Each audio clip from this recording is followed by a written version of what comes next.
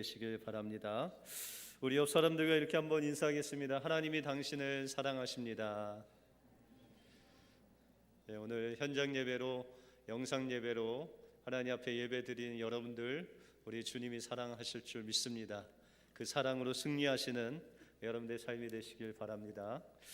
교회의 역사 속에서 사도 바울 다음으로 교회에 큰 영향을 끼친 사람이 있다고 하면 우리가 잘 아는 성 어거스틴입니다. 그러나 그는 젊었을 때 아주 타락한 삶을 살았습니다. 그는 어렸을 때부터 재주가 비상하고 천재적인 문학가였고 명성도 아주 높았으나 그는 만이교에 빠지는 바람에 그의 삶을 방탕 속으로 들어가게 되었습니다. 어거스틴은 자신의 힘으로 바로 살려고 노력을 하고 또 예수님을 믿고 믿음으로 살려고 했지만 그 시도 때마다 그는 넘어지고 실패할 수밖에 없었습니다. 그는 어머니의 간곡한 만류에도 불구하고 로마로 가서 타락한 삶을 살게 됩니다. 그런데 어느 날 그는 해 진력의 동산에 거는인데 정말 하나님께서 그의 귀 옆에서 쟁쟁하게 아주 뚜렷하게 말씀으로 다가오시는 것입니다.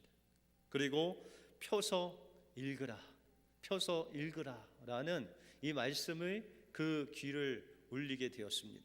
그리고 그는 성경을 폈을 때 로마서 13장 말씀인 밤이 깊고 낮이 가까웠으니 그러므로 우리가 어둠의 일을 벗고 빛의 갑옷을 입자.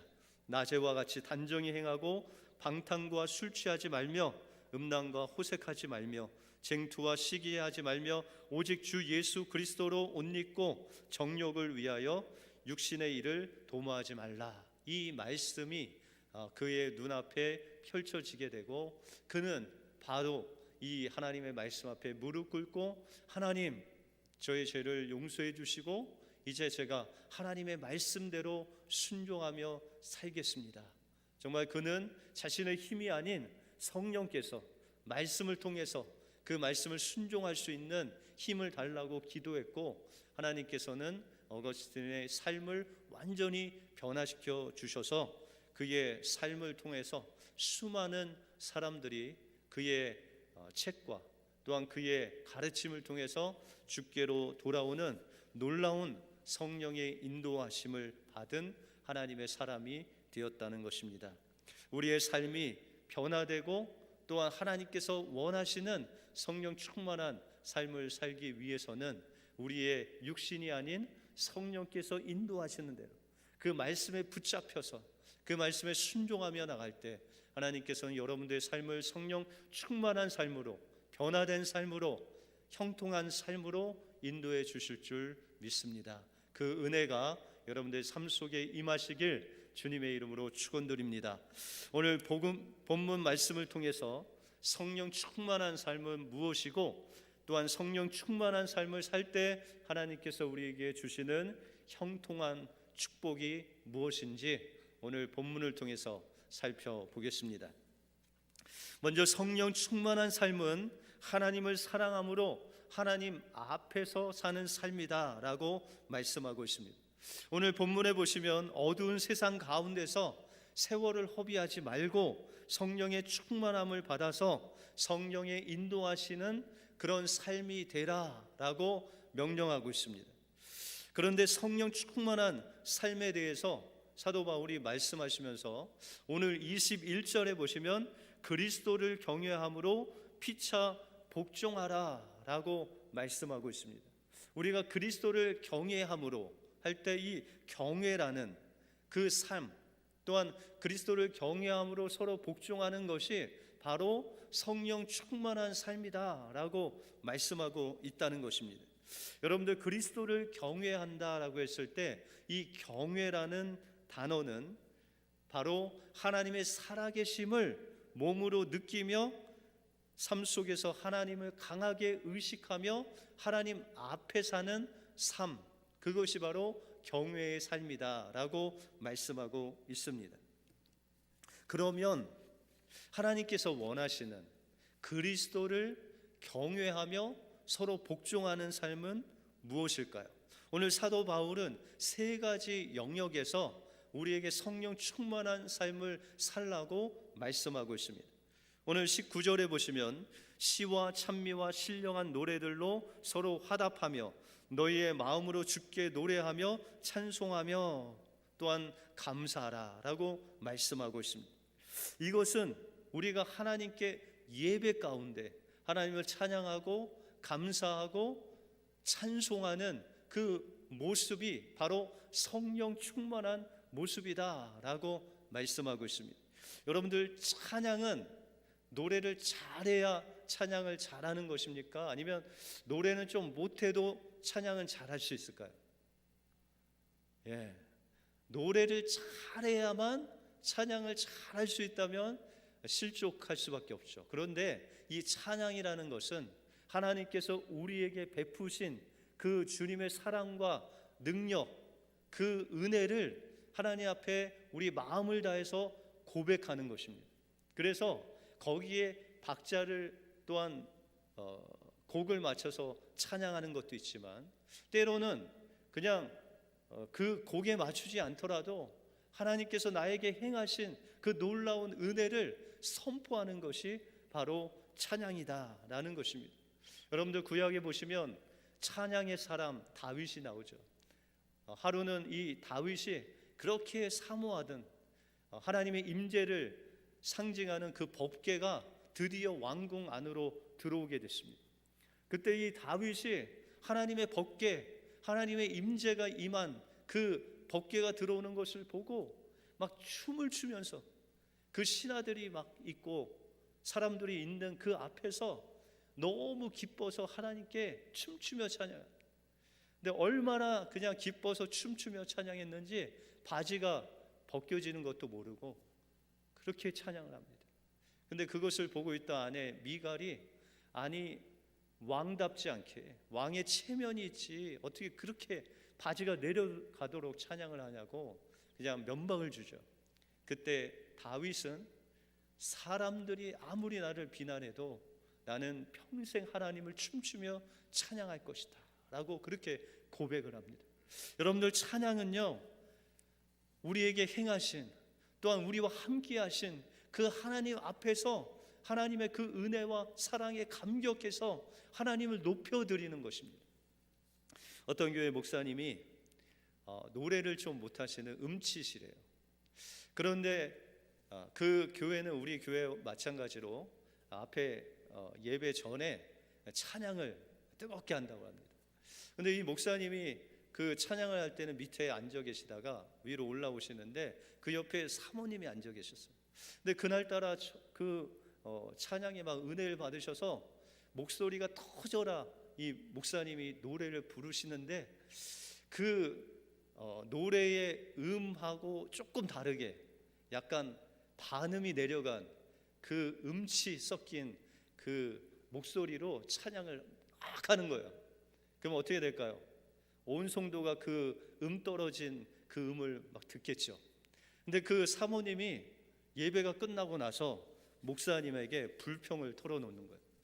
아니, 자기는 옆에서 찬양을 하는데 이 목사님이 한음 떨어지는 그 음으로 막 찬양을 담대하게 하는데 그 사모님은 그 원래대로 그 찬양을 하다가 목사님이 너무 담대하게 음을 내려서 찬양을 해갖고 그 내린 그 찬양으로 같이 노래를 불렀다는 거예요. 이 목사님 한 명만 창피함을 당하면 됐지 나도 당신 그 음치를 따라하게 했냐고 하면서 막 불만을 토했다는 것입니다. 여러분들, 이 목사님이 찬양할 때 하나님이 그 찬양을 받으셨을까요? 안 받으셨을까요? 그 찬양을 할 때 그 목사님의 마음에 성령이 충만했을까요? 충만하지 않았을까요? 여러분들, 찬양은 음정이 좀 틀려도 괜찮아요. 박자가 틀려도 괜찮아요.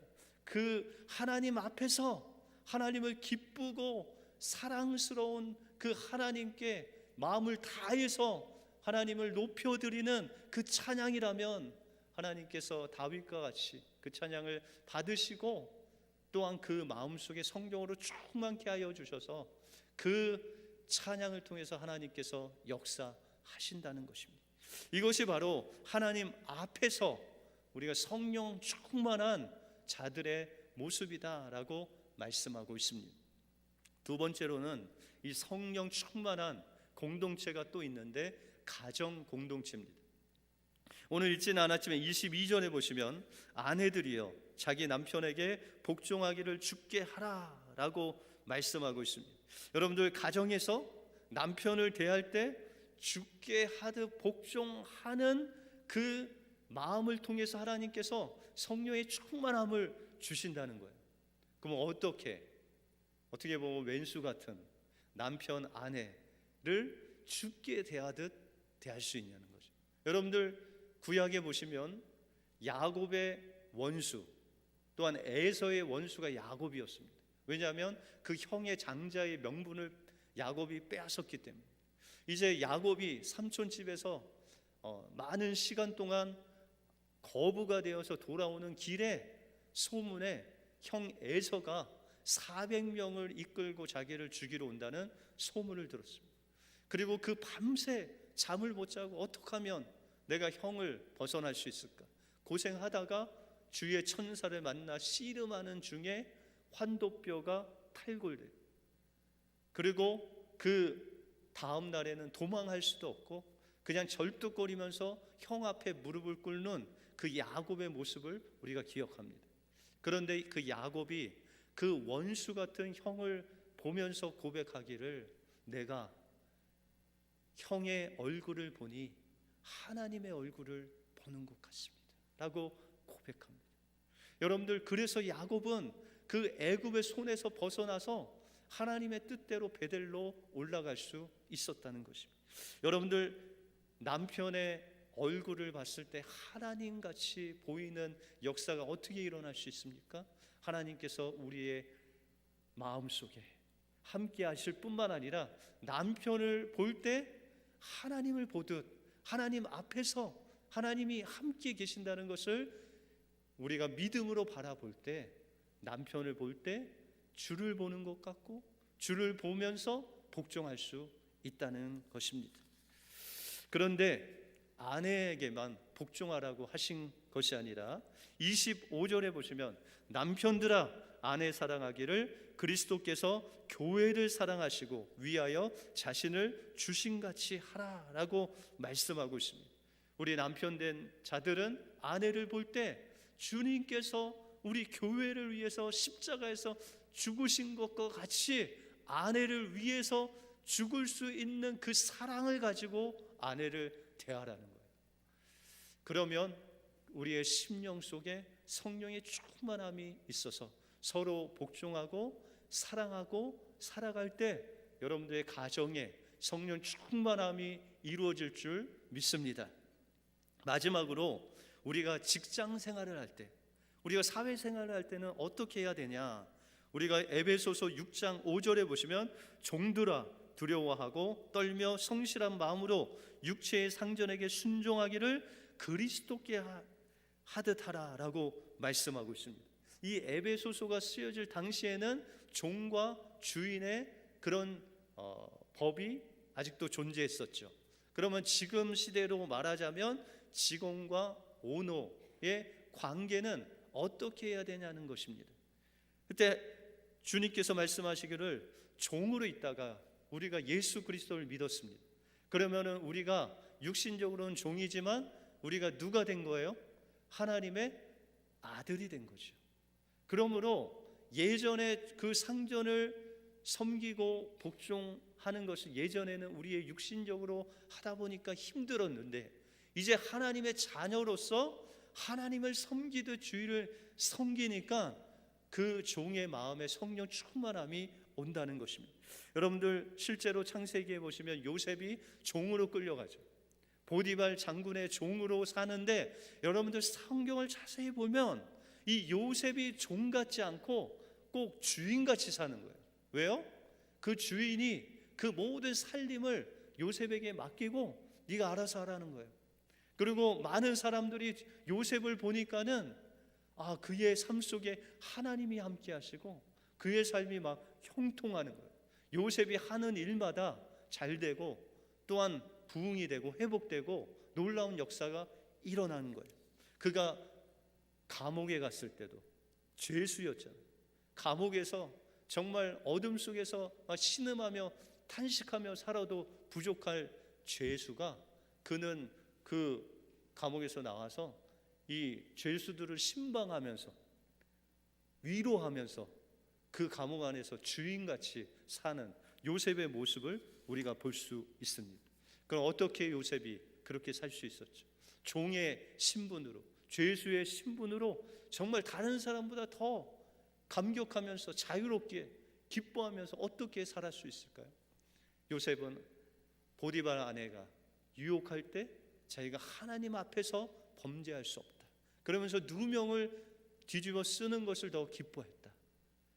요셉은 종이었지만 주인 앞에서, 사람들 앞에서, 또한 감옥에서 그는 사람을 보지 않고 하나님 앞에서 행했다는 것입니다.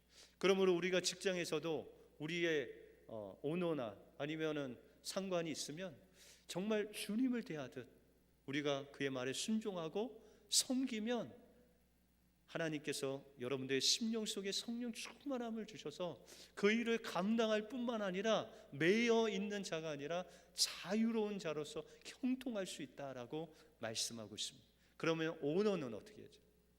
성경에 보시면 상전들아 너희는 종들을 외모로 취하지 않고 오직 너와 종에게 상전은 하나님 한 분밖에 없음을 기억하고 종을 그렇게 죽게 하듯 섬겨라 라고 말씀하고 있습니다.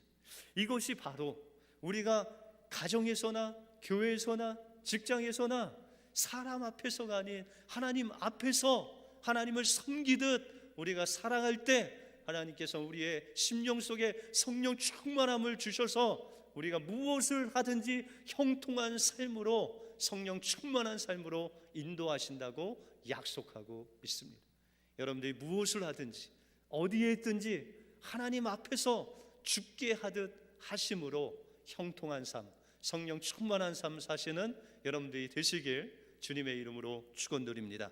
다음으로 성령의 충만한 삶은 하나님의 말씀에 순종하는 삶입니다. 오늘 본문 말씀 18절에 보시면 술 취하지 말라 이는 방탕한 것이니 오직 성령의 충만함을 받으라 라고 말씀하고 있습니다. 여기서 성령 충만한 삶을 이 술 취한 자와 비교를 합니다. 여러분들 술이라는 것이 우리 입속을 지나서 우리 몸속에 들어가면 이 알코올이라는 성분이 우리의 몸속에 들어가서 중추신경을 지배합니다. 여러분들 중추신경은 여러분들의 말이나 행동을 다스리는 그런 신경이죠. 그런데 우리의 말이나 행동이 술의 통제가 되면 술이 이끄는 대로 삽니다. 술뿐만 아니라 우리가 우리의 그 중추신경을 세상의 생각, 세상의 풍조, 세상의 것이 지배하면 우리는 세상 사람들과 같이 살 수밖에 없다는 것입니다. 그런데 하나님께서 그렇게 세상 것의 지배에 당해서 사는 인생은 방탕한 삶이다라고 말씀하고 있습니다. 이 방탕한 삶이라는 것은 오늘 16절에 보시면 세월을 아끼라라고 했을 때 이 아낀다는 말과 반대되는 세월을 허비한다 라는 말입니다. 다시 말해서 우리가 세상의 지배를 받으면 우리의 시간을 허비하며 방탕한 삶을 살지만, 그러나 성령에 이끌려 붙잡힌 바 되어서 살면 그 시간을 아끼고 성령 충만한 삶을 살 수 있다라고 말씀하고 있습니다. 여러분들, 이스라엘 백성들이 세월을 허비한 사건이 나오죠. 우리가 구약에 보시면 이스라엘 백성들이 40년 동안 광야 생활을 합니다. 여러분들, 이스라엘 백성들이 출애굽을 해서 홍해를 건넌 다음에 거기서 가나안까지 거리가 며칠 정도 걸릴까요? 그냥 직선 코스로 가면 한 열흘에서 15일밖에 안 걸립니다. 그런데 이스라엘 백성들은 그 가나안 땅 가는 시간이 얼마 걸렸어요? 40년이 걸렸어요. 그러면 39년하고 한 11개월은 허비한 세월을 보냈다는 것입니다. 왜 그들은 허비하게 됐죠? 하나님 앞에 불순종함으로.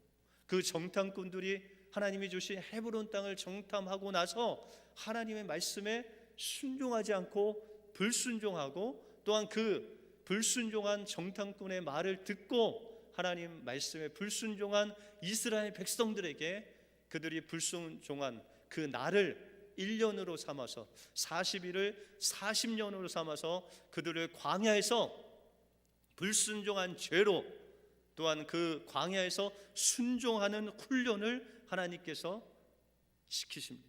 그래서 신명기 8장 2절 이하에 보시면 내 하나님 여호와께서 이 40년 동안 너로 광야의 길을 걷게 하신 것을 기억하라.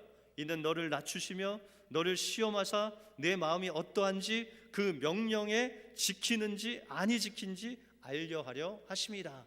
너희가 하나님 말씀을 순종하는지 순종하지 않는지 그것을 보시기 위해서 광야 40년 동안 훈련시키셨다는 것입니다. 만약에 우리가 하나님의 말씀을 듣고 순종하면 그것이 바로 하나님께서 우리와 함께 하시고, 또한 우리의 삶 속에서 함께 하여 주셔서 형통한 길을 갈 수 있는 비결, 성령 충만한 비결이 바로 순종의 삶이다라고 말씀하고 있습니다.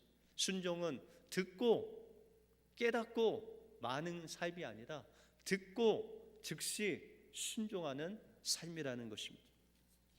영국의 한 의료 선교사인 보온 리즈가 쓴 중국의 예수 가족 공동체 교회 이야기라는 그 책에 보시면은 1920년도에 중국의 기독교 핍박이 아주 심할 때 하나님께서 한 지도자를 세우시는데 찡띠앵잉이라는 지도자를 세우십니다.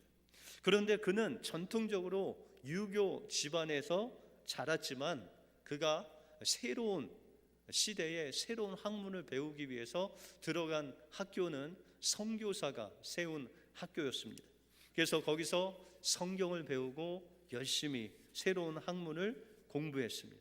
그러나 그의 집안은 유교 집안이었기 때문에 예수를 마음속에 영접은 하지 않았습니다.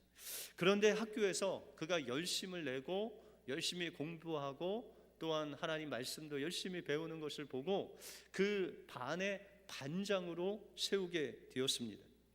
그런데 그를 반장으로 세우는 데 있어서 그 학칙에는 반장이 되려면 세례를 받아야 된다라는 그런 규칙이 있었다고 합니다. 그래서 이 찡띠앵이라는 청년이 그 반장이 되고자 하니 세례를 받아야 되겠고, 세례를 안 받자니 반장이 안 될 것 같고, 그래서 곰곰이 몇 년을 그 학교에서 배운 것들을 되돌아보면서 그곳에서 성경을 통해서 배운 좋은 하나님 말씀을 기억하게 되었습니다. 그래서 하나님의 말씀이 정말 귀한 말씀이었고 그의 삶에 도움이 된 것을 깨닫고 그는 내가 예수를 믿어야 하겠다라고 결심을 하고 세례를 받고 반장이 됩니다. 그리고 세례를 받고 다음에 어떤 부담이 왔냐면, 아니 내가 세례까지 받았는데 좋은 말씀만 받는 것 또 배우는 것으로 만족하지 않고 내가 말씀에 순종하며 살아야 되겠다라는 결단을 하게 됩니다. 그런데 마음에 걸리는 것이 하나 있었습니다. 그것이 바로 과거의 아내를 버린 사건이었습니다. 이 당시 유교의 사회에서 결혼한다는 것은 그냥 집안 대 집안이 어른들이 정해놓은 그 아내가 처음 이제 얼굴을 보고 그냥 집안끼리 결혼하면 결혼하는 것입니다. 뭐 사랑도 없고 정도 없고 뭐 인포메이션도 아무도 없는데 그냥 부모님이 하라고 그러니까 했습니다. 그런데 그 결혼할 대상을 만나 보니까 그 발에는 전족이라는 전족을 해서 그냥 그 아내가 도망가지 못하도록 발을 꽁꽁 묶어놔서 그냥 걸음걸이는 그냥 총총걸음으로 걷고 완전히 무식한 아내였다는 것입니다. 그래서 이 찡띠앵잉이라는 사람이 그 아내를 보면서 자기는 신교육을 받으려는 사람이었고 이 여인은 구식 교육을 받은 사람으로 이제 그 인간은 결혼하면 내 앞길이 막히겠구나라고 생각하고 집으로 돌아가라고 했다. 파혼을 하고 그냥 집으로 돌아가라고 하고 그렇게 살았다는 것입니다. 그런데 이제 예수 그리스도를 믿고 나니까 주님께서 그 아내를 사랑하라는 그 말씀이 계속해서 그 마음을 찌르고 걸림돌이 되었다는 것입니다. 아무리 성경에 뒤져봐도 너의 마음에 맞으면 결혼하고 안 맞으면 결혼하지 말라, 이런 말씀도 없고, 똑똑하면 아내로 맞이하라, 무식하면 아내로 맞지 말라, 이런 말씀도 없다는 거예요. 그래서 그가 이제 무조건 내가 하나님의 말씀과 같이 아내를 맞이하고 사랑하며 살겠다라고 결심을 하고 그 아내 집에 찾아갑니다. 그리고 그 아내에게 무릎을 꿇고 용서를 구하고, 정말 당신을 내어 쫓은 것을 용서해 주십시오. 내가 예수를 믿고 하나님의 말씀대로 살기로 결단했는데 하나님께서 아내를 사랑하라 라고 말씀하셨으니 이제 당신이 용서해 준다면 정말 당신만을 사랑하며 살겠습니다 라고 고백했습니다. 이렇게까지 하는 그 남편을 보고 아내는 안 된다고 하지 않고 그러면 다시 결혼하겠소 라고 했습니다. 아내는 그럼 내일 날이 밝으면 같이 당신 집으로 가자고 했는데 그 남편은 하나님의 말씀은 즉시 순종해야 된다고 그 밤에 가자는 것입니다. 이 아내의 집과 남편의 집은 24km, 그렇게 멀리 떨어져 있는 곳이었습니다. 그때는 뭐 자동차도 없고 그냥 걸어서 가야 되는데 그 아내는 전족을 해갖고 그냥 몇 걸음 가면 걸을 수 없는, 다리가 아파서 그런 상황이었습니다. 그래서 이 아내가 남편이 너무 강력하게 그렇게 해서 가긴 갔는데 얼마 지나지 않아서 그 아내가 무릎을 꿇고 도저히 걸을 수 없는 그런 상황이 됐습니다. 유교 사회에서는 도저히 이해할 수 없는 그 남편이 아내를 업는다는 것은 도저히 상상할 수 없는 그 시대에 그 남편이 아내를 업고 24km의 그 엄청난 거리를 업고 걸어서 집에 도착을 했습니다. 그리고 그 문지방을 지나는 그 순간 하나님의 성령이 그 부부의 심령 속에 충만히 임재하고 그의 성령의 능력이 나타나기 시작했습니다. 그리고 이 찡띠eng이라는 사람은 강력한 성령 충만함을 받고 중국 가정교회 정말 유명한 지도자가 되었습니다. 그리고 그 부인은 무식하고 구식 사람이었지만 성령께서 그에게 지혜를 주셔서 가정교회에 정말 훌륭하고 인정받는 여성 지도자로 거듭나게 되었다는 것입니다. 여러분들, 우리가 예수를 믿어도 왜 성령의 충만함이 없느냐? 그것은 바로 하나님의 말씀에 즉각적으로 순종하지 않는다는 그 하나님의 말씀을 듣고 순종할 때 성령께서 여러분들의 마음을 인도하시고 여러분들의 인생을 사로잡아 주시고 여러분들의 인생을 성령 충만하게 하셔서 요셉과 같이, 이 중국 지도자와 같이 그의 삶을 책임져 주시는 놀라운 은혜를, 형통을 우리에게 주신다는 것입니다. 성령 충만한 삶은 우리가 어디에 있든지 하나님 앞에서 사는 것입니다. 그것이 예배자의 모습이든 가정의 모습이든 직장의 모습이든 어디에 있을 때나 우리가 하나님 앞에서 하나님 섬기는 마음으로 우리가 살아갈 때 하나님께서 여러분들 심령 속에 성령의 충만함을 주실 것입니다. 성령 충만한 삶은 하나님의 말씀을 듣고 즉시 순종하여 열매를 맺는 삶입니다. 그것이 우리에게 걸림돌이 되고 우리가 도저히 우리 이성적으로 할 수 없는 일이라도 하나님 앞에 순종할 때, 그 순종이 끝날 때 하나님께서 성령의 충만함을 주셔서 여러분들의 삶을 형통케 해 주실 줄 믿습니다. 성령 충만한 삶으로 하나님과 동행하고 형통한 삶을 사시는 여러분들의 삶이 되시길 주님의 이름으로 축원드립니다. 기도하겠습니다. 하나님 감사합니다. 오늘도 살아계셔서 우리를 하나님의 자녀로 삼아주실 뿐만 아니라 우리가 하나님 앞에서 하나님의 그 사랑으로 살아갈 수 있는 귀한 하나님의 자녀로 삼아주심을 감사합니다. 이제 하나님께 이끌려서 성령 충만한 삶을 살기 위해서 하나님, 우리가 사람 앞에서가 아닌 하나님 앞에서 하나님의 사랑으로 서로 섬기며 또 사랑하며 살아가게 하여 주시옵소서. 우리가 하나님의 말씀을 들을 때 한 귀로 듣고 한 귀로 흘려보내는 것이 아니라 하나님의 말씀을 듣고 즉시 순종함으로 인해서 성령 충만하여 하나님과 함께 동행하며 형통의 삶을 사는 우리 은혜교회 모든 성도들 되게 하여 주시옵소서. 모든 것 주님께 감사드리오며 예수 그리스도 이름으로 기도하옵나이다.